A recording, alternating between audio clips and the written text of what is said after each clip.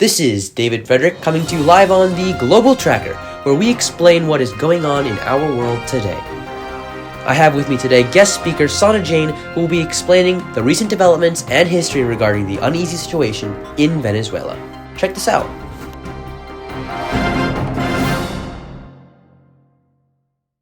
Panic. That's the word to describe the feeling of millions of refugees fleeing the Venezuelan border to escape what was once their home, from lack of food and medical supplies to the spread of infectious diseases and general disregard for social services. The humanitarian and political crisis in Venezuela is threatening the country with pure chaos.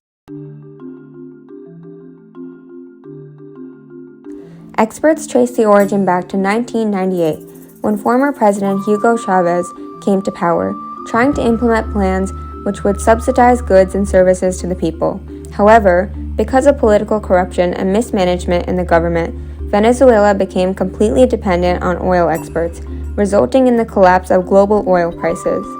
Following the president's death in 2013, his vice president, Nicolas Maduro, became leader and tried to solve the issue by printing money, subsequently resulting in hyperinflation within the economy, resulting in the downfall of the general welfare of Venezuela's citizens.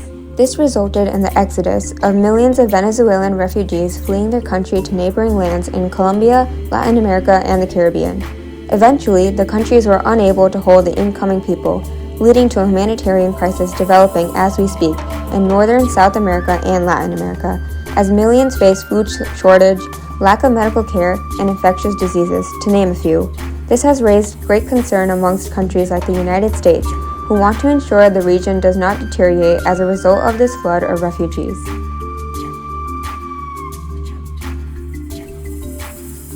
Today, the situation is far from over, as millions are still displaced as a result of the developments in Venezuela. In fact, while thousands still flee the country, up until 2019, when they finally offered help from the Red Cross, the Venezuelan government has rejected the notion that there is a crisis in their country and rejected all previous help from the U.S., considering them to be part of a political ploy. Que fue un ciberataque dirigido desde Estados Unidos. Solo puedo decir que se dirigió desde Houston y desde Chicago. Desde dos ciudades de Estados Unidos se dirigió el ciberataque contra el sistema eléctrico, contra el sistema de telecomunicaciones, contra Internet.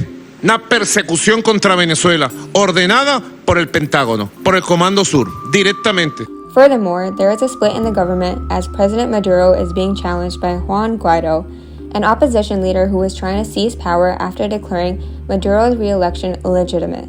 On a global scale, this has created a rift between supporters of the interim presidency and the original presidency, and is further accentuated by developing U.S. relations with Venezuela.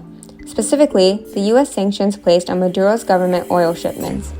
On the other hand, Maduro is supported by Chinese and Russian governments who are working to actively help them avoid the sanctions. With all this international push and pull over this issue, it's only a matter of time before something worse may arise. We can only hope that the government stabilizes and the refugees return, but then again, anything could happen. Recently, there seems to be a general improvement in the stability of the Venezuelan government. For example, this year, Maduro's government has begun to make newer relationships with their neighbor, Colombia. On November 1st, Maduro met with the president of Colombia, Gustavo Petro, where they discussed trade and humanitarian issues resulting from political unrest. This mending of relations between the two powers is a good development for the people and shows promising results for the country. In addition to this, the country has begun to see a decrease in poverty to about 50.2% this year.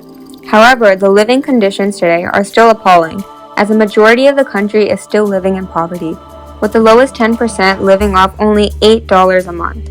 Food shortages continue to exist within the nation, as only 21% of families claim that they are not worried about food supplies.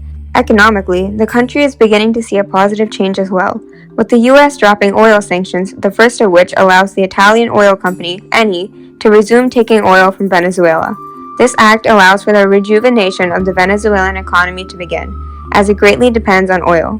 But it still has a long way to go, since Venezuela owes billions of dollars to gas and oil joint ventures. In all, we can only hope that it all turns out for the best. I'm Jain, and this is the situation in Venezuela. Back to you, David. Thank you so much, Sana. Well, that's all the time we have for today. Be sure to join us next time on the Global Tracker for more information on current conflicts and issues plaguing our world. Until then, this is David Frederick, signing off.